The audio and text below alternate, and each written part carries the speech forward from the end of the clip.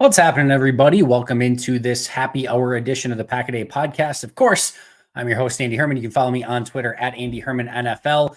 Win, lose, draw, anything in between, we still have tons of Packer stuff to talk about. Still doing happy hours, Pack a Day live, does not matter, and appreciate you guys joining me. So happy to get to all of your questions, comments, concerns. Let's have this be therapeutic together. Pop open a beer or a soda or a coffee or whatever your drink of choice is. Let's have a grand old time talking about some really tough Packers tape from yesterday's game. But hit me with your questions, guys. Happy to answer as many as I can. Obviously, per usual, any super chats will go to the beginning of the line, but we'll get to as many as we can. All right, so let's start here because this is a big topic of discussion today. Appreciate the question, Ryan. I don't care what people say about the penalty. I love Quay. He brings energy and fire to that D, which no one else could seem to do. 19 tackles is freaking insane. All right, so a couple things on Quay. Let's start with the penalty first. I am more of the mind, and I was talking to Aaron Nagler today for GSET TV, and he had mentioned that Quay had, when he talked in the locker room, said that he knew the rule, and I don't know what happened after that or whatever. There have been a few instances with Quay where he's known a rule or, pushed an official and, jumped over a special teams player now and those sort of things where you want him to eliminate that sort of stuff. He's clearly a passionate player, which is not a bad thing, but you want to see him, maybe scale back in a couple of those instances. That being said, to me, that is more of a coaching and emphasis sort of thing where you've got to make sure that guys that are in there on special teams know exactly what they can and can't do and the timing of it. Maybe even more importantly is you have to know the situation there. It's a 10-point game. It's about to become a 13-point game. They had an opportunity for a touchdown to seal it. You kept them out. At that point in the game, just be happy they're kicking the field goal. I don't even necessarily need to see an aggressive field goal block sort of called in that situation. First of all, would not have shocked me in any capacity if Dan Campbell would have faked it there. So just play safe in general, but just get off the field, give your offense a chance down by 13, get the ball back and keep the momentum rolling. By having any sort of penalty in that situation, you're doing everyone a disservice. So I don't even think I would have had a field goal block called in that situation. You could argue that maybe your best opportunity to actually really get back in that game is to block a kick or maybe return a kick for a touchdown or things like that. Those are one in, a season sort of plays. So the odds that it's going to happen there are probably pretty slim. Let them have the field goal, get your offense back on the field, see if they can go down and score and cut that to a one possession game and get your defense back out there. That's what you should be focused on. And so I hated just even the call in that situation. If you don't have guys on the field that are, can make it so that you're making sure you're not jumping over, then they shouldn't be in there. And it's got to be something that you emphasize. Overall on the day, I don't think that play individually is indicative of how Quay played overall. I think we saw some really good stuff from Quay. I think we also saw him sort of shooting in gaps that weren't necessarily his responsibility. I think you'll see him from time to time, more often than not, actually, still get stuck to blocks. He's not, if you watch Detroit, watch how they are manning you up, getting off of a block and playing physical against you. Green Bay doesn't have a lot of those type of players. Now, Quay played physical at the point of contact on numerous big hits in that game, specifically in the passing game. I do think he was missing his running partner in Devondre Campbell in this one. They're a really good tandem when they're both on and playing well together, where Campbell can play a bit more physical and Quay can kind of flow around and, kind of do his thing a little bit more. But overall, I thought the intensity and the energy from Quay in that one was a good one. And it was I tweeted out, I said that was the dagger in the game. That was the final death, blow or whatever you want to call it, because it was, instead of being a 2-possession game with like 8 minutes left, it was a 3-possession game with like 5 minutes left. So it was done at that point, but I don't think that play was totally indicative of what Quay did totally in that game. So yeah, that's where I am at with Quay on that one.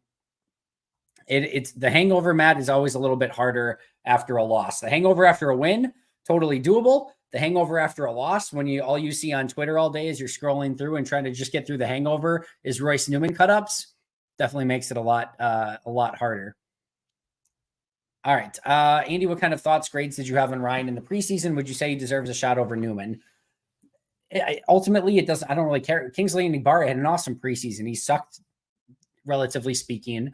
I don't want to say anyone sucked, but he hasn't been good in the regular season. There's been a lot of Packers like that looked really good in the preseason and didn't really do much. I will say that I trust the coaching staff mostly, that if they think Ryan is worse than Newman, like just kind of think about that for a second. If they think Ryan is worse than what Newman's putting on the field right now, I think that probably Ryan isn't quite ready. If it's me, I think at this point, you'd probably just give it a shot anyway. Like, especially in like fourth quarter of that game, like what do you have to lose? Put him out there for a quarter, see if it's better. I mean, Newman was having a really tough go of it anyway. So I probably would have just tried it at any point, but this coaching staff usually knows. And if a player is, not in the rotation, it's usually for a reason. But I saw some positive things out of Sean, especially in the running game. I saw some really poor things from Sean still in the passing game where he'll get beat right away and he needs to kind of clean that up a little bit. So I'm not super confident. Like, I'll put it this way. In no world do you put Sean Ryan in that game and all of a sudden they're just way better. Maybe it would have been a slight increase in play. I don't think it would have been anything too different or too drastic. And it could have been worse, which is sad to think about. That kid, Sean, I think. I don't believe Love is the problem. We are missing the whole left side of the line, and Royce and Walker weren't playing well yesterday. So a couple things. I don't think Love was the problem in that game either. And I haven't gone through the all 22 in totality for the offense yet. I'm just a handful of drives into that game. When you have players missing, though, what we often think of is that like the player replacing them needs to play at a certain level, but that also everyone else needs to step up and be way better. When more often is the case is you just kind of need to do your job. You just need to still do your 111th. You can't try to do too much superhuman stuff. You just kind of got to go out there and execute the play.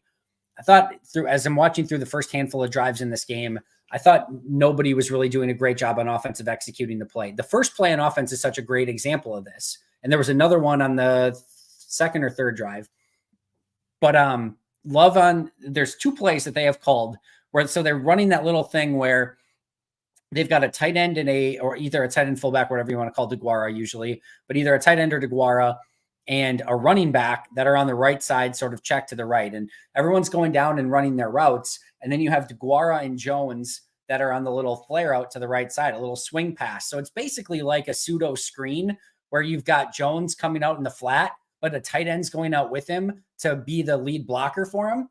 On the first play on offense, Love has that little swing pass and just never gets to it. If he just hits that little swing pass, it's probably like an 8-yard pickup, I want to say, maybe even more. And that gets that drive rolling. Maybe they go down and score a touchdown. Maybe they don't. Who knows? But those are the plays you hit.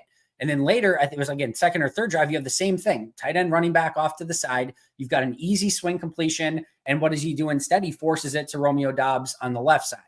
So my point being here isn't that Jordan was bad, and we'll see what the grade ultimately ends up coming out as, when we finish this. But it's not to say that Jordan was terrible or that he was at fault. It's just to say that everyone just needs to do their 111th and not try to be Superman when you've got other players missing, like a Bakhtiari and an Elton Jenkins and whoever else might be missing from the game. You just kind of got to do your job. And on a couple plays, especially early in the game, there's a baked in option for where to go with the ball in those situations, and he needs to get it there, and he didn't. And partially, I'm sure, because he's trying to make something a little bit more happen and get that offense kick-started early.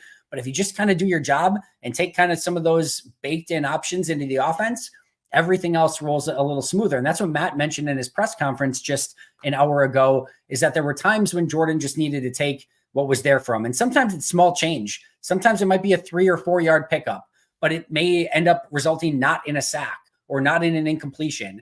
And a 2nd and 6 is a lot better than a 2nd and 19. A 2nd and 6 is still a lot better than a 2nd and 10. So sometimes it sucks to have to take some of that little stuff, but it's worth it to make sure that you're not in a horrible place and down a distance. And part of that is just growing as a quarterback and making sure you know when to just go out and execute the offense and when you might need to put your superhero cape on a little bit more.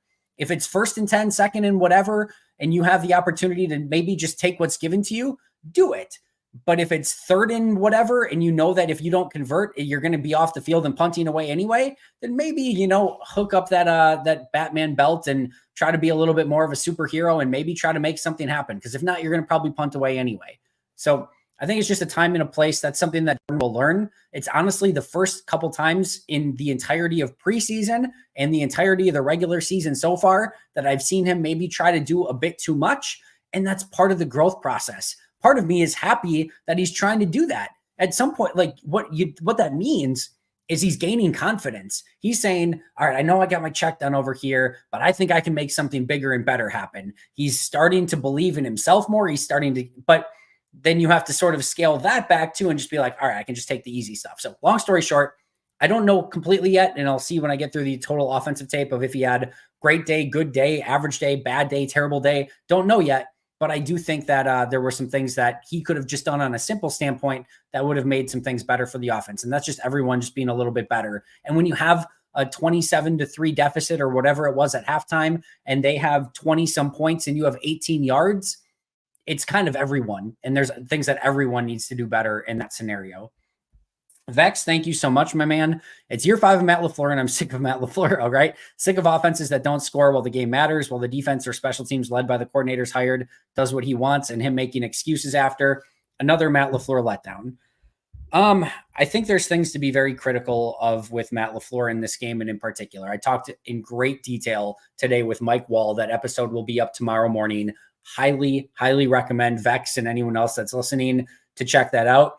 And I think some of your frustrations with Matt LaFleur and where this team is at from a sort of identity and mindset standpoint are very well founded. Now, I do think that Matt, we do become a little bit prisoners of the moment. I do think we have to remember back that this was a 13-win team, a 13-win team, a 13-win team, a team that was one game below 500 last year and a 500 team so far this year. And I know it's what have you done for me lately? And I know over their last, 20 games are like 500 or whatever it is, maybe one game below 500 now.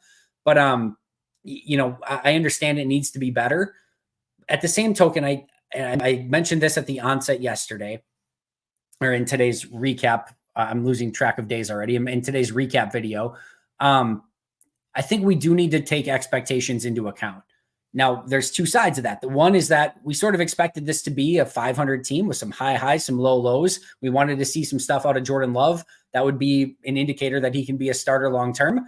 So far, what have we seen? Team that's 500 plus 4 in point differential, some good stuff from Jordan Love that could indicate he could be the long-term guy. Not there yet, but some good stuff and some high highs and some low lows. As Dennis Green would say, and as I tweeted out today, they are who we thought they were. This is the team that we expected. So it's tough to be harsh on everyone and being like, all right, we think that if we look at this team as a whole, they're a 500 team, and then they go out and perform as a 500 team. You're like, oh my God, this team sucks. Well, that's kind of what we expected going in. Now, that does not absolve the same mistakes that we're seeing over and over carried over from year to year. And I understand the frustration, and those are the things that need to get cleaned up. When you have a lack of physicality on offense and defense, when you can't stop the run, when you can't run the ball, when Aaron Jones gets his first touch after it's 24-3 in favor of the other team, those are things that have continued to happen in the past and are happening again this year. And it's fool me once, shame on me, fool me, whatever. I'm pulling a George W. Bush here. Fool me once, shame on you. Fool me twice, shame on me. That's the sort of situation you're in. And if you're still upset about it, then you need to make changes. So listen, there's plenty of blame to go around. I think there is we talked about going into the year that this is an evaluation year for everybody. There's a lot of ROI on the defense when it comes to high-end draft picks and big money free agents. And this is not a team that is performing like it has a bunch of high-end free agents and top draft picks. So talked about this with Mike Wall as well. Is it the chef or is it the ingredients? If it's the chef, not great for Joe Barry. If it's the ingredients, not great for Brian Gutekunst. The truth is it's probably somewhere in the middle, but there's a blend of both there, and you have to evaluate, is it the guy that's making the decisions on what ingredients are going to be used, and he isn't making the right ones? And there is listen, let's just be 100% real. There is a part of that. First-round pick Darnell Savage is not playing like a first-round pick. He's not a guy that's great on run defense and pass defense, which is what you want out of your premium first-round selections. Jair Alexander out in this game, but he has struggled in run defense. Eric Stokes not playing in this game, but he struggled in run defense prior to his injuries. Quay Walker, better pass defender, flying around the football, not a big, intimidating physical presence. When you pick somebody in the first round, you want your cake and you want to be able to eat it too. You want the best of all worlds. LVN still learning. Rashawn Gary, obviously on a pitch count, he is a huge hit. Same with Kenny Clark, but Clark was back in the Ted Thompson days. So you can argue that Devontae Wyatt, he's an okay run defender. He's an okay pass rusher. He's not really good at either right now. He's not bad at either, but he's not a high-end first-round premium player either. So we can say that this team spent a bunch of first-round picks on players. Which ones are playing like first-round players right now? And that still goes back to the evaluation of, is it the coaching staff that's using them wrong, or did they draft the wrong players? That's what we'll have to look at this year. Or maybe it just gets better and they all look amazing and the defense looks amazing and everyone's happy. That'd be great. Don't think it's probably going to go that way, but that's what we're sort of looking at this year as an evaluation year. It goes for the offense, Matt LaFleur, Brian Gutekunst, Joe Barry, Jordan Love, everyone's being evaluated with a very close eye this year. Aaron is gone. Good, bad, or ugly or indifferent. We don't know yet, but Aaron is gone. It's a new era. And I'm sure that there were parts of what Aaron was doing that was maybe holding certain parts of the offense back. I'm sure there was a ton of what Aaron was doing that was covering for a lot of other mistakes and issues, especially in some of those MVP seasons. So now Aaron is gone and we get to see what this team is stripped away from an MVP quarterback. So time will tell. I'm not to the point yet. I think Matt does a lot of really good stuff. I think he does a lot of really good stuff. Coordinator hires has not been his forte. I think we can argue that pretty easily. I think he's slow to adjust to certain things. And I think he probably tolerates some things a bit too easily. This has to be a team that can find a way to play more physical. This has to be, at minimum, a team that isn't giving up 200 yards rushing in 2 out of 3 weeks. So there's things that need to be better. I'm not quite there yet with it being just like this terrible, horrible, he's an awful coach or anything like that. I think more often than not, he's been pretty good, but there's things that he definitely needs to improve upon. How much of a priority do you think Green Bay makes the running back position in the offseason? Thanks for all you do, brother. Appreciate you, Ian. It's definitely a priority. At the same token, they could have had, prime Barry Sanders, Walter Payton, Marshall Faulk, name your running back in that game. I don't think it would have changed all that much. Heck, by the time Aaron Jones got the ball, and he's your biggest playmaker on offense, it was 24-3. So, it probably would have been 24-3 with Jonathan Taylor. Probably would have been 24-3 with Emmitt Smith, Barry Sanders, Walter Payton, whoever else you want to insert in that conversation, Jim Brown. It's an important position, and I think they'll continue to upgrade it. Aaron Jones is winding down towards the end of his career. It just is what it is when you get to that age at running back. A.J. Dillon, I do not expect to be back, and you're not making any long-term decisions based on Emmanuel Wilson, Patrick Taylor, or any other running back on the roster or practice squad. So, yeah, I think running back is going to be a big-time priority. What that means, is that a third-round pick? Is that a second-round pick? Is that a okay free agent signing? I'm not sure, but I think they'll look to add a complement to Aaron Jones if he's back, or maybe just a new star running back if they don't want to retain Jones. But at the same token, like I said, I don't think it changes really anything in a game like last night. So they need to be better up front on the offensive line. They need to have a better scheme to make sure that you're getting the ball in the hands of your playmakers, even if your line can't protect, because there's more ways to get Aaron Jones the ball than just handing it off and having him go run into a wall. So, yeah, I think it's something that they're going to look at, but the team needs to be better before that stuff starts to matter.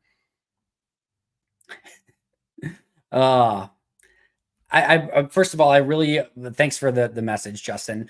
I really appreciate that Matt apologized for that. I also fully understand that for coaches and players in the heat of the moment, when so many emotions are going through you, that's a tough situation. Kudos to Pete for handling it well.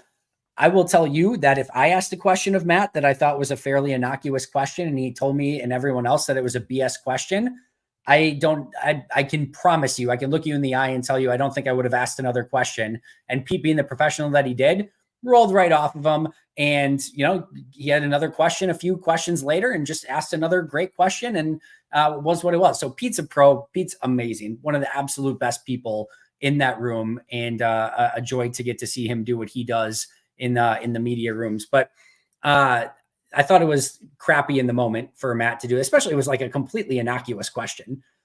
The other thing I will say, and the thing that I was more frustrated by, is he's calling that a BS question. And I'll say this too.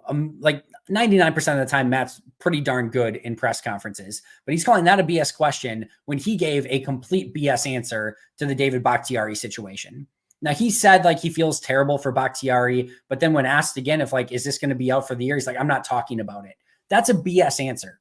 And I'll say again, I understand when he was getting asked every day when it was status quo for Bakhtiari and he wasn't practicing, and that we all knew he just wasn't going to practice. So him getting asked about it every day, I can understand why he got pissed off by that. And it was just like, I'm not answering this question anymore. You guys know what the deal is with Bakhtiari. But yesterday there's a report from Ian Rappaport that he had his knee scoped, that he was going to have another knee surgery, and that he wasn't going to play again until 2024. And that's a fair question to ask. If something that drastic has happened, and to ask about it, and if he's going to be asked, if he's going to be out for the year or not. So to just say I'm not talking about it, that's a BS answer. So like I said, I think Matt does a really great job. I love Matt in press conferences. He does a really nice job. And the fact that he, again, came on today and immediately apologized to Pete, that just shows you who Matt is and what his character is. But in the moment, I was more frustrated, not that he necessarily said the BS thing, but that he gave his own BS answer in regards to the Bakhtiari question. Judy, thanks so much. Just checked in. Hope it's not a repetitive question, but how does Jordan Love improve his accuracy? There's a couple things. First of all, from yesterday's standpoint, and in some of the other games, but mostly yesterday, you want to see him get a little bit better protection from that offensive line.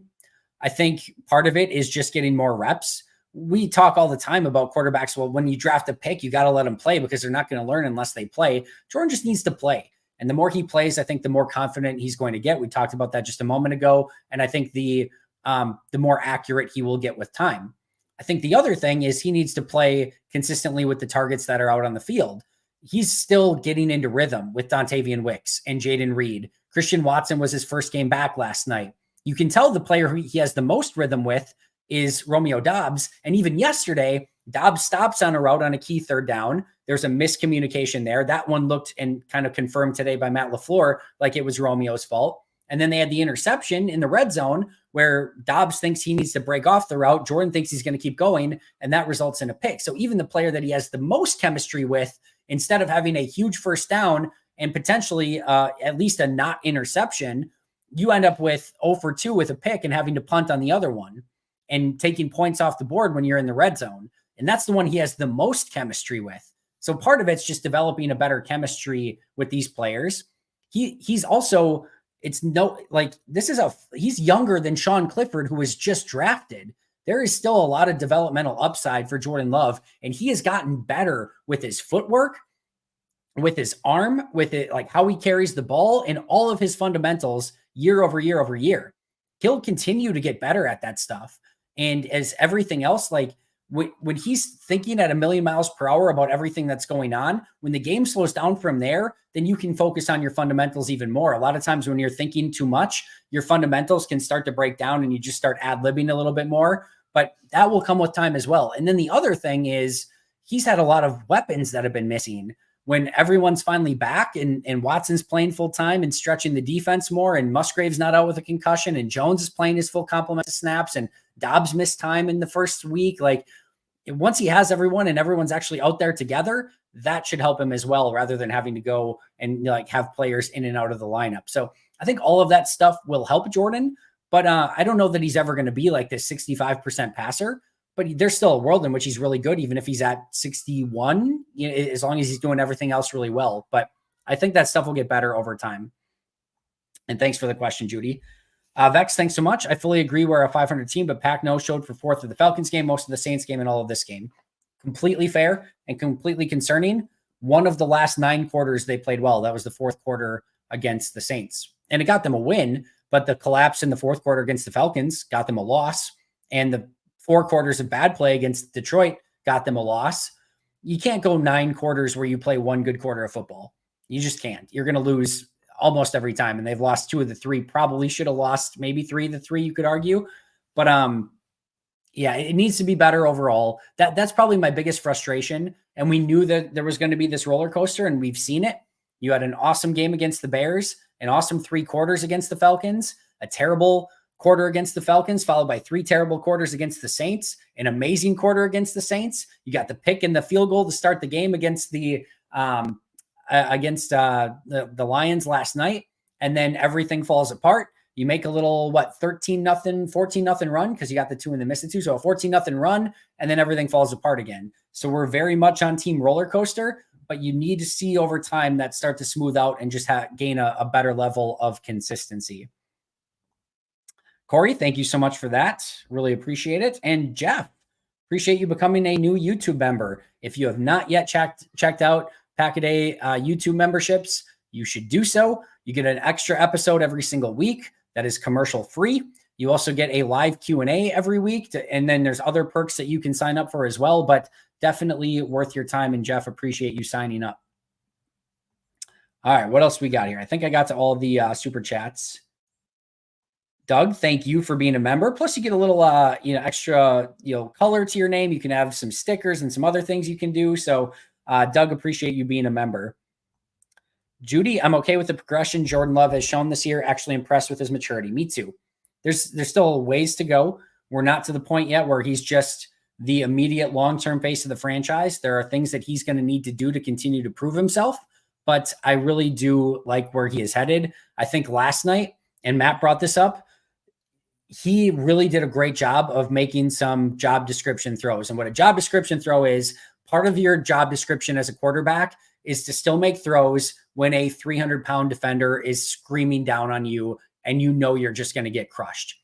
There's going to be a guy that comes open and you just got to stay there in the pocket knowing that you're going to get crushed and still deliver that ball on time, hit the completion, and then take the pain. And those are tough things to do. It's sometimes a little bit easier to do when you're younger and maybe not as used to getting hit over and over and over in the NFL yet. But I thought Matt brought up a great point of he actually settled in the game more as the game went along, which is very rare for a quarterback who's getting hit over and over and over again. He continued to trust his guys. He continued to stand in the pocket. He delivered some really tough passes under duress. And those are some really positive takeaways from that game, even though I don't think it went the way that Jordan wanted for sure. And I don't think it went clearly the way that Green Bay wanted overall, but still some real positives to take away in that one. All right. What else we got here? Ryan, thanks so much. And thanks for being a member again. Is there any way to save this run defense, or are we going to be dealing with this all year regardless? My biggest issue going into this season, my biggest thing that I talked about, that I said, buyer beware for this Green Bay team, and I don't know how they get better, is the run defense. We saw this run defense last year. There was some changeover on this team overall. In the front of the defense, there wasn't much. I know that you were going from Jerron Reed and Dean Lowry to Devontae Wyatt and TJ Slayton, and maybe there was some hope there that those guys would hold up a little bit better.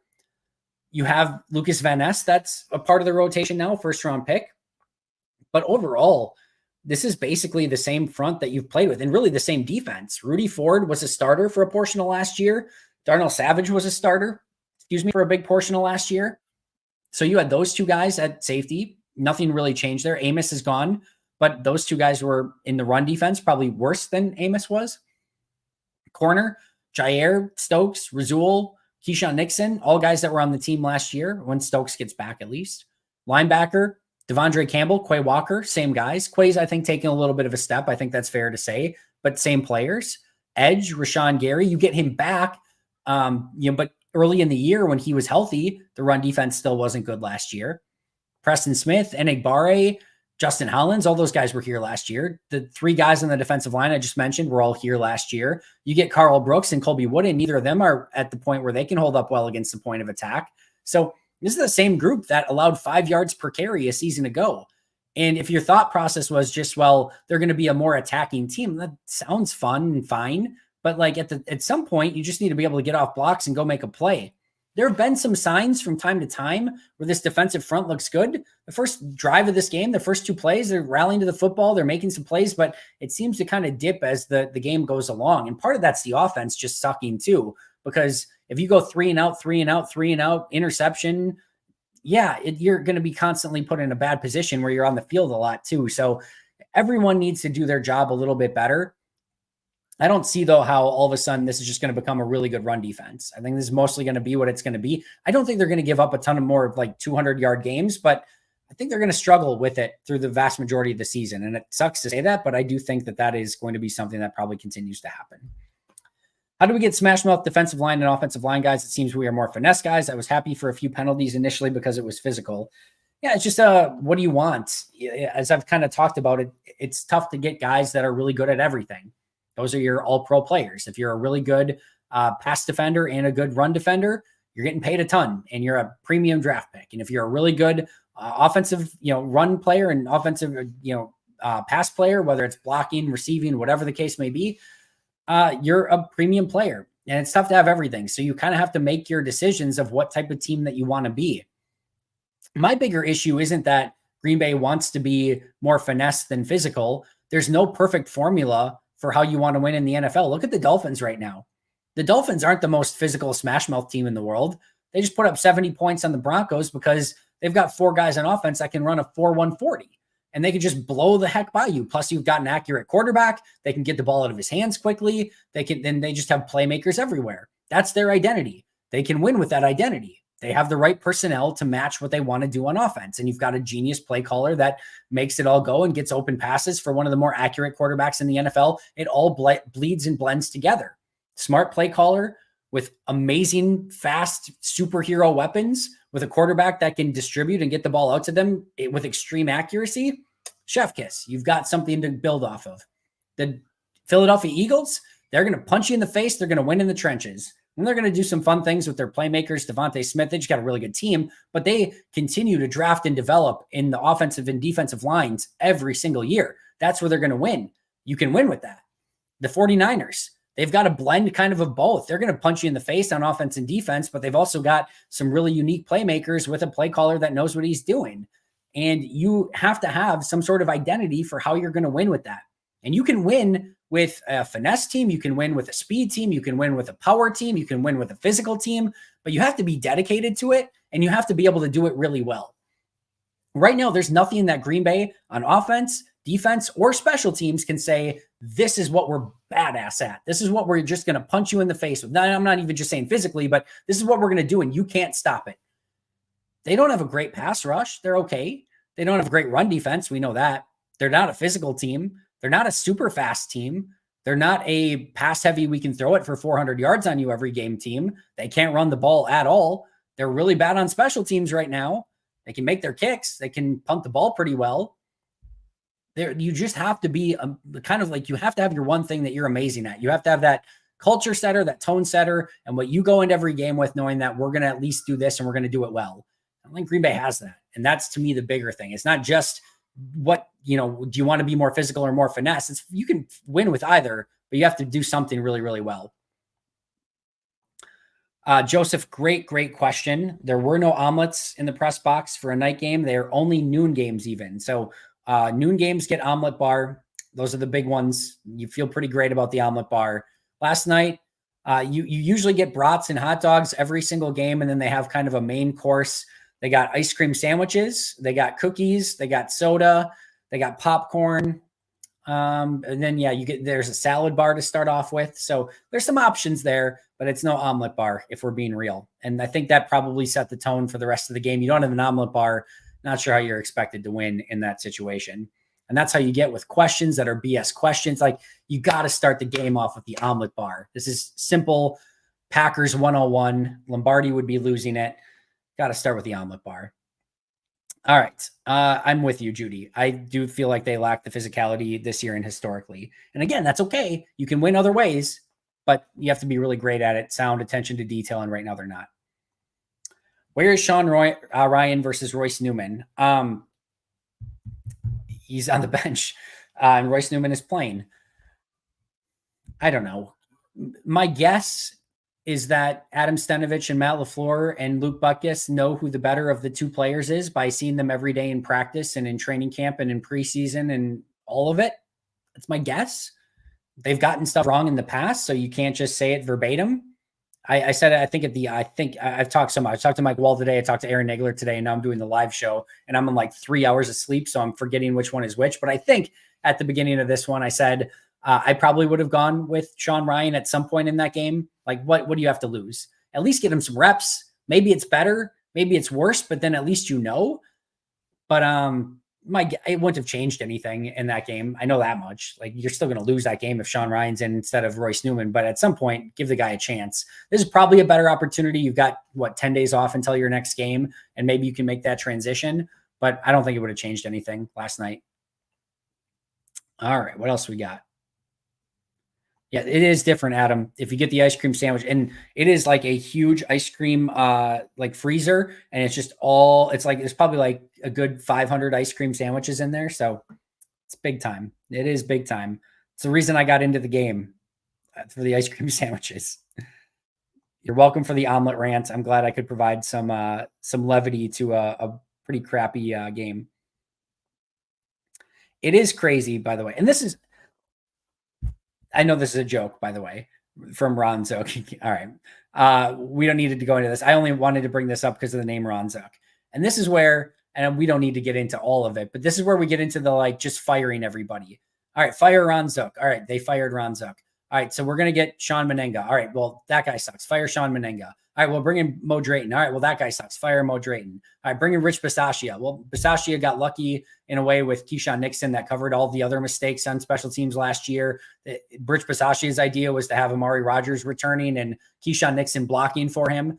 And then Keyshawn Nixon kind of saved everyone's bacon when he just decided to return a bunch of kicks for touchdowns. But the special teams has not been good. So eventually, I'm sure we're going to get the fire Bisaccia call. And it's same thing, fire Capers. All right, well, let's bring in Mike Pettin. Well, that guy sucks. Fire that guy. All right, well, bring in Joe Barry. And I know nobody was pining for Joe Barry. I fully understand that. But all right, fire Joe Barry. They're going to bring in another guy. You know what's going to happen? Fire that guy. And it just, the immediate gut reaction to everything is just fire that guy, cut that guy. And I'm not saying that it's not time to start. It's past the time to start having the conversation about Joe Barry. I get it. I'm not cheering for anyone's dismissal or anything like that. I said personally, I would have moved on from Joe Barry last offseason. We've seen the Joe Barry experience. You know what it is. If you're bringing Joe Barry back and you get the Joe Barry experience, who's really to blame in that situation? The person who brings Joe Barry back. It's not Joe Barry. He showed you in Washington, in Detroit, in his first 2 years in Green Bay. He showed you the Joe Barry experience. If you wanted to live out the Joe Barry experience for another year, that's on you. That's not on Joe Barry at that point. But my bigger point is just the immediate, like, every single game for the rest of your life, go on Twitter, and I know Twitter is not real, but go on Twitter and there will be a call for last week when Joe Barry's defense was like the one highlight of that week when they allowed 10 points and, was really the only reason they had an opportunity to win that game. There were fire Joe Barry tweets after that game. Just the immediate, like, regurgitated, fire this person, cut this person. There would have been, just based on social media responses last night, like 8 people fired and like 10 people cut just based on last game alone. That's what I'm like. All right, can we please have some common sense? It's not to say that you shouldn't be having the thoughts or conversation about Joe Barry. We're well past that. I get that. But it's more of just the immediate response. And it doesn't, like, I don't know. We're done off my soapbox for that. All right. What else we got? Adam, thank you. Yes. I talked about this a little bit more with Mike Wall today, but it's a team that needs a few more assholes on it. Just does. Troy, the Packers just hired you as a consultant. What are the first 3 changes you recommend making to Matt LaFleur? Can be playing time, scheme coaches, and the first 3 recommendations for Goot. Troy, we just went over this. You got to start with an omelet bar. No, in all sincerity, all right, recommendations I'm making. First of all, hiring me as a consultant, probably a really bad idea. Those guys know more about football than me. They just do. But first recommendations I'm making, the first thing I would say is, what's your identity for everyone? And I would say, and I'm just going to leave it at this because this is the biggest thing for me. When you have a team, you have to figure out collectively with Russ Ball, with Brian Gutekunst, with Matt LaFleur, with Joe Barry, with Rich Bisaccia, what you want your team to be. And I kind of talked about this of, how are you going to win? What is your identity? Are you a speed team? Are you what are you? Are you a physical team? Are you a punch me in the mouth team? What are you? And I don't think this team has done a specifically great job at marrying the players that Brian is collecting with the defense that Joe Barry and company have been trying to run. I don't think they've been great at marrying exactly, especially up until this season, where they started to get more playmakers and speed on offense, what Matt LaFleur wants to run with what sort of ingredients he's getting to cook with. And more specifically, it goes back to that conversation of who do you want to be as a team? What is it that you're going to beat other teams with week in and week out? And as you are a team that everyone is super young and you're developing assets and acquiring assets, that's a tough thing to start to develop. That comes with time. But I don't think we saw that even in the 13-3 seasons. You kind of won with some really good veteran players and some really cool scheme stuff, but it didn't necessarily come with an identity either. And I think that can hurt you, especially when it comes playoff time, a little bit more. So I think figuring out the identity of your team and making sure that everyone in the entire building is on the same page with it. And then I think, and I talked with Mike Wall, not to spoil my entire episode with him tomorrow, is I think there in the NFL can be sort of two ways of going about things. You can be the strategist or you can be the coach. And I think Matt LaFleur and this staff is more into the strategy side of things. We can X and O and come up with these cool plays, and we're going to pitch to Emmanuel Wilson and throw back to Jordan Love and throw to a Dontavian Wicks, and we'll come up with a handful of plays every game that the other team's not going to know what hit them. And I think that's what they really like to do. But I have seen a team that over the past few seasons, the actual fundamentals of the game, the pad level, the tackling ability, like the things that make you a successful football team, I've seen those things tailor off. Now, part of that is we're seeing that fundamentally throughout the NFL. That's just with the lack of the CBA and those sort of things. But the best teams are doing those things incredibly well. So sometimes you have to supplement. Like if Matt LaFleur is a strategist and that's more his specialty, that's fine. That's great. But then your coaches on your coaching staff, they need to be the ones that are demanding all of the fundamental stuff out of the players. That's where I don't know that it's necessarily really come across. And I feel like some of that stuff, especially as you're a draft and develop team and you've got a bunch of young players, they need to learn how to do things the right way. And if they don't, then you just end up with having because you're not going to outsmart every team you go against every single week. And you're certainly not going to do it for 3 weeks or 4 weeks, whatever you need when you get to the playoffs. There's too many good other coaches. So if that team is coached better than you from a fundamental standpoint, and now you can't outsmart them, now you're just screwed because they're going to outplay you, out-physical you, and just, play the fundamentals of the game better. And maybe you break even from a smart standpoint of outsmarting the other team. But if you don't outsmart them, you're just going to flat out lose. And you can't just survive on just outsmarting the other team every week. Maybe from time to time, maybe when you're playing Chicago, sure. But yeah, so I think that stuff just kind of needs to be better. And the omelet bar. You were so right about the incongruence between Matt LaFleur and Goody's draft. I wonder if that's something of the difficulties with Matt LaFleur's play calling. Let's start and address the second part of that first. I went through when I watched the first 9 plays of this game because it's 3 and out, 3 and out, 3 and out, and the game's basically over by that point. And everyone wants to be upset with the play calling. And when I charted those 9 plays, I thought 7 of those 9 plays had opportunities for success built into them, and they just executed it like crap. They didn't block it. Jordan Love didn't take the little swing pass. Whatever the case may be, they didn't execute. The wide receiver checked down instead of continuing over the middle. It was just a young team that looked like crap, that didn't execute anything that they were doing. It doesn't matter what you play call if you can't block up front and if your players aren't going to execute the play. So that was my bigger issue. Were there 2 plays? There's 1 play. Maybe Jordan could have just hit Romeo Doubs on a quick slant on it, would have maybe gone for 3 yards. That was probably not a great play call in that situation. There was another play where they ran, and this is a mix of maybe poor play call and just crappy execution. But they called a kind of a deep shot with a 2-man route. 2-man route, 8-man protection. It's a 4-man rush from Detroit.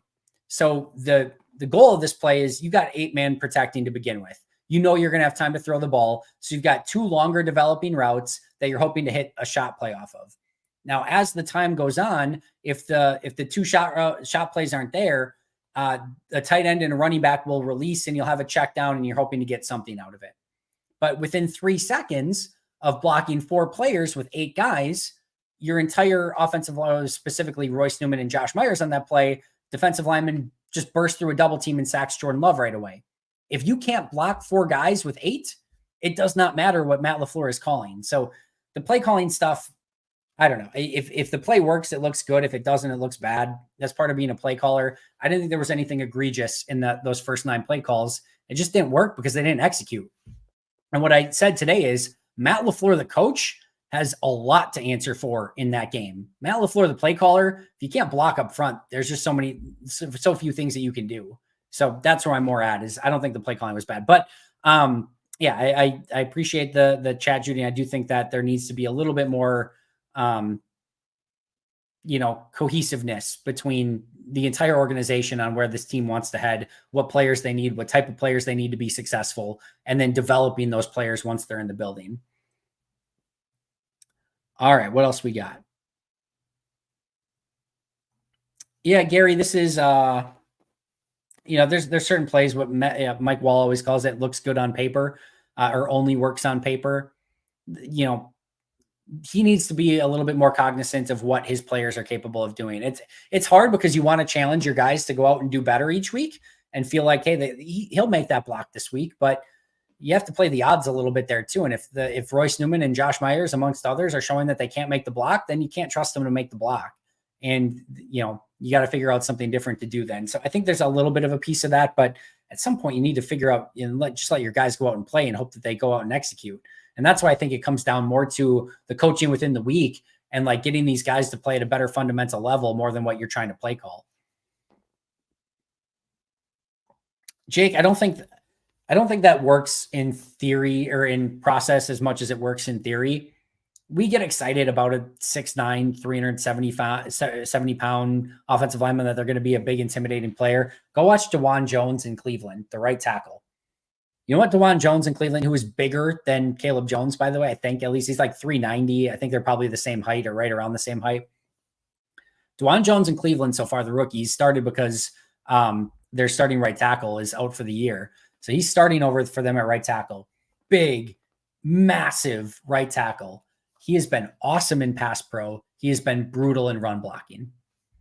And sometimes with those less fleet of foot guys, like they can get back in their stance and it's tough to get around those players. And if they get their hands on you, it's just over. But some of the movement skills in the run game aren't quite as good. And especially when you have some of the run type plays that Matt LaFleur is calling in the zone stretch, like you got to be able to get to your spots. And sometimes that can be a struggle for the Caleb Joneses and the DeJuan Joneses of the world. So yeah, I wouldn't hate seeing like him being used as the extra offensive lineman, the 6th offensive lineman. I think that'd be a great spot for Caleb Jones, but I don't think all of a sudden you put Caleb Jones in and you're just like, my goodness, look at them run for 7 yards a carry now. It's still going to be a struggle.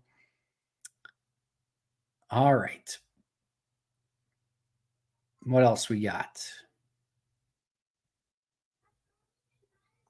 I think it's just I think it's just a coaching thing in general. Like, how many players has this team like really developed from all of the first round picks and top talent that they've brought in? We've seen some get better. Rashawn's gotten better over time. I don't think any of the defensive linemen really have taken huge strides. The linebackers, the corners, Jair was just kind of good from day one. In fact, I think Eric Stokes took a step back from rookie year to second year. Darnell Savage really never took a step. I just think it's a development process in general right now in Green Bay. And I did an episode last year that said draft and develop is dead. Like, you kind of just got to take guys that are ready to go at some point. And if not, like, if you're not going to have coaches that are spending a ton of time in developing players and you're going to focus more on scheme, you better not be doing a draft and develop draft. You better be just drafting guys that are ready to play. I think that's another one of those disconnects for this team right now. Excuse me for a second. All right. Joseph, I hope Musgrave is all right as well. I'll look more at Kraft. I haven't gotten to the point of the game where he actually got in yet. Certainly not any playmaking plays. Had one of the juggling catch for a couple of yards, and I think one along the sidelines, but wasn't egregious from anything I saw. So hopefully it was all right, but we'll see as the week goes on. Check it out in my grades this week. Reshuffle the O-line in season, assuming Jenkins is able to play. I go left to right. Tom, Myers, Jenkins, Runyon, Nyman /Walker. I wouldn't move Zach Tom. I'd keep him right where he is. Um, Runyon's still at right guard. You still have Walker and Nyman regardless of side, so I don't think that it really benefits you switching Nyman and Walker to Zach Tom. I just think you need to get healthy. You could tell Runyon was battling with the ankle in the second part of this game. He had a rough week against the Saints, though, and was rough in this game before even the ankle injury happened. Zach Tom clearly was not himself with the ankle injury. Myers was okay the last couple weeks, but he's just kind of who he is at this point, inconsistent. Jenkins is going to be good, pretty much no matter what, although I do think he's a little bit overrated. We don't need to get into all of that right now. And then you just got to let Rashid develop a little bit. So it just needs to be better. I think this is one that we're probably overreacting to just a little bit. Now, not from a run blocking standpoint. From a run blocking standpoint, they've been terrible all year long. But from a pass pro standpoint, that was really the first time any defenses even remotely got the better of them. They were fantastic in pass pro just a week ago for the most part against the Saints. So I think we're probably overreacting a little bit to that. But yeah, we'll see. Judy, it'll come out tomorrow at 5 a.m. in the morning. So that will be out. It's already recorded. Have not edited it yet. Was thinking about putting it out for today. But the way today is trending and me needing to go through grades still and just everything that's been going on today, I'm not going to probably be able to get to another episode. So releasing it today, I wouldn't have had anything for tomorrow. So I'll be up at 5 a.m. tomorrow. What else we got? I'm going to probably got about 9 more minutes.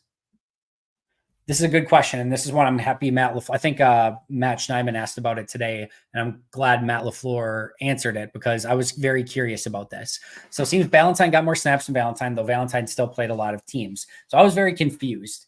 So Valentine started the game, and then he got taken out, and your immediate assumption is, oh, he aggravated his bicep injury.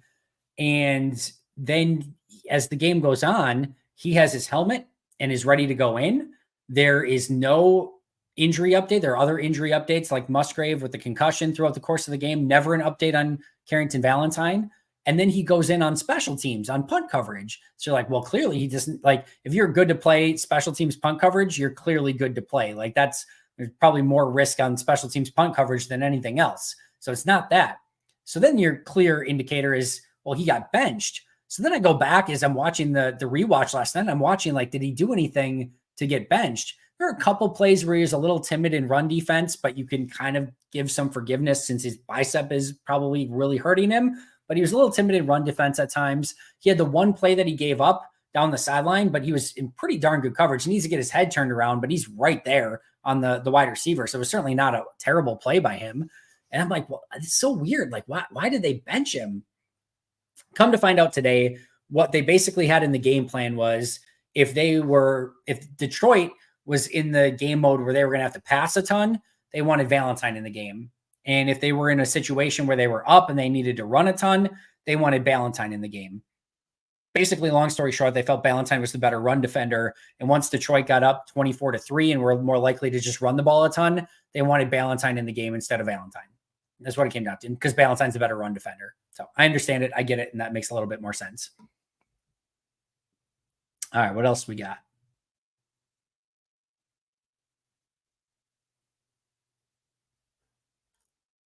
Oh, am I missing drama in the chat? I always hate when I miss drama in the chat. What's the initial goalpost move here?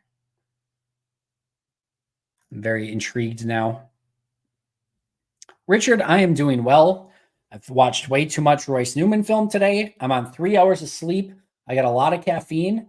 My tire in my car didn't have enough air pressure. That was an issue today. But other than that, I'm doing great. And there's nothing I'd rather be doing right now than talking to you guys. So thank you for that. I didn't even see the second part. So yeah, that's all about me right now. But I appreciate that. I'll do everything I can to keep up the great work, Richard. Jay Western and Gary Beatty, get along. There's no drama in the Pack-A-Day live happy hour chats. Both of you owe me a shot, whiskey, whatever it is, unless you're not 21, in which case definitely don't do that.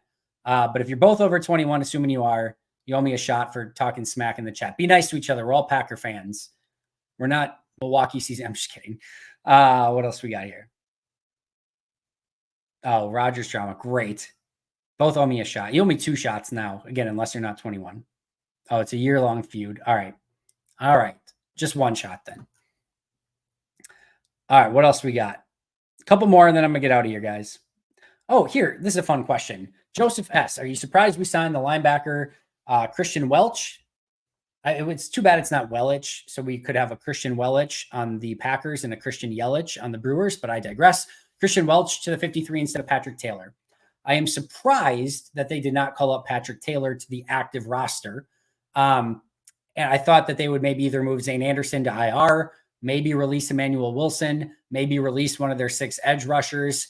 I thought there was opportunities to maybe just get Patrick on the field. So that did surprise me in some capacity.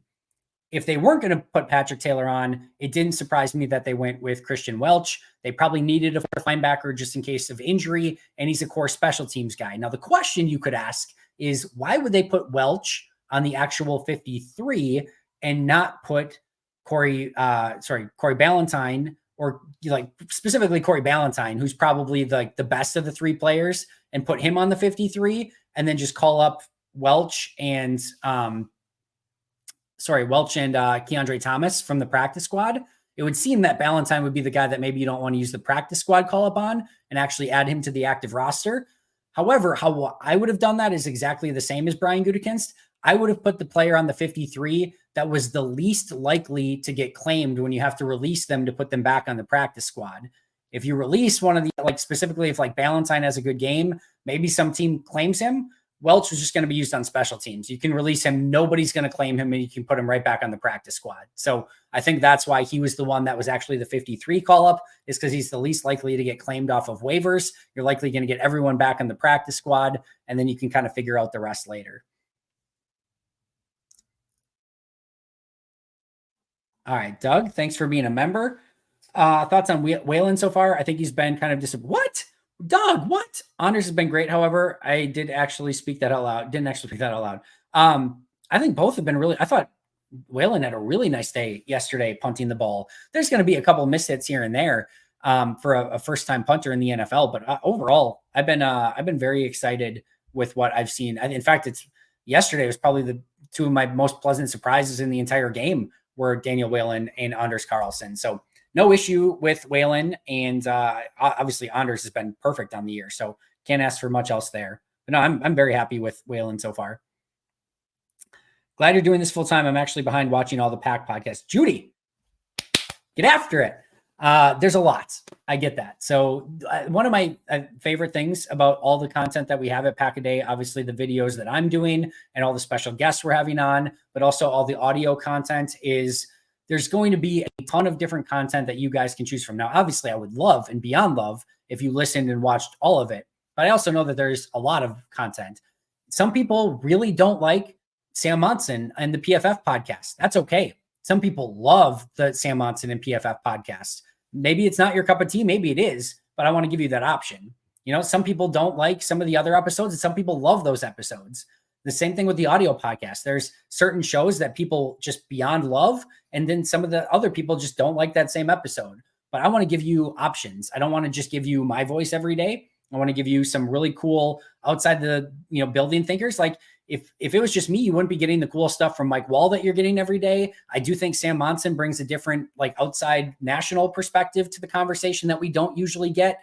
I think Carmen Vitale brings a NFC North vision. She covers the NFC North for Fox Sports, so she is honed in entirely on the Bears, Packers, Vikings, and Lions. So having that perspective is really fun. Obviously, Paul Brettel and Justice Mosqueda, who also cover the team consistently, like getting their different viewpoints on things is a ton of fun. And then obviously the 20 plus people that we have covering the Pack a Day audio podcast every single day too, bring you different voices than just my own. So people get confused sometimes with being like, oh, you have all this content and whatever. Like, it's to give you guys options and choices for what you want to listen to. And some days there's just different topics that are going to talk about different things. And again, that's going to give you choice as well. So there's a lot out there. I get it, but I really appreciate all you guys listening and supporting it. And just know that a lot of the reason that I do it is to give you guys just different voices and different options for what each individual person wants to hear about and get in their daily Packers content. Most hated Minnesotan, appreciate you, my friend. I love them all as well. I love listening to everyone that's talking about it. I think one of the really cool things is that there is an insatiable thirst for Packers content. Even when they win, when they lose, when it's the off season, when what draft, whatever, people can't get enough Packers. And that's why you have other podcasts that in Tom Grossi and Aaron Nagler and other ones that are doing phenomenal. And we support each other. I was on Cheesehead TV today with Aaron Nagler. And it's not like we have to, the Cheesehead TV sucks, listen to Pack-A-Day, or Pack-A-Day sucks, listen to Cheesehead TV. I know that when Aaron's on my show, that it's going to help out Cheesehead TV. And when I'm on, Aaron's show, it's going to help out Pack-A-Day. And it's really kind of a cool Packer sphere. Same thing with Justice and Zach Cruz and Paul Brettel. And it just, there's that really cool community. And we all try to raise each other up. And same thing with like Tom Grossi, what he's doing. It's just a really cool group of people, and we all support each other. And I think that's really what kind of makes the Packer sphere really, really fun. Mark Eckel is doing he's on every Thursday on the audio version of the podcast. So you can find him with Jason Perrone every single Thursday, Pack-A-Day on wherever you get your favorite podcasts, Apple Podcasts, Spotify, Google Podcasts, YouTube, wherever you want to get them. So there is that as well. All right, a couple more. All right. We'll end with this. So if anyone's not a Packer or just here for Packer stuff, I'm sorry. This is one of the ones that like every single time that I think about it, it still hits me as a shock. And we're 3 days in now where I'm like, oh my God, Damian Lillard's a Buck. Like it is super, super exciting. I've been a Dame fan for forever. He's one of the most fun players in the NBA. And I think one of the things about that Bucks team, and I'm not going to go on long about this, but one of the things about that Bucks team is you really appreciated the way that they played the game. Drew Holiday, Brooke Lopez, Chris Middleton, and Giannis. And obviously Giannis could do something spectacular in any given moment. But that group kind of got like, we've seen it over the past 3-4 seasons. And it was kind of getting, even in the realm of the NBA, and I think part of the first round exit was because it was just getting a little bit stale. And even at times, if I'm being real, just kind of a little bit boring and stagnant. So to kind of go from that, where now you've got Dame leading everything with Giannis and that pick and roll, and now Chris doesn't have to be counted on quite as much, and Brooke can continue to do his top defensive player thing while also hitting some threes in the corner. It just blends everything so much better and brings a level of energy and excitement and intensity and all of that to the table. And that's not taking anything away from Drew, who was amazing for that team. But it's different with Dame. I already got tickets for game 1. I can't wait to go to that game. Should be super, super fun. So I am geeked out about Damian Lillard to Milwaukee, to say the least. All right, guys, that probably needs to do it for me today. I have so many plays still to grade. I am way freaking behind.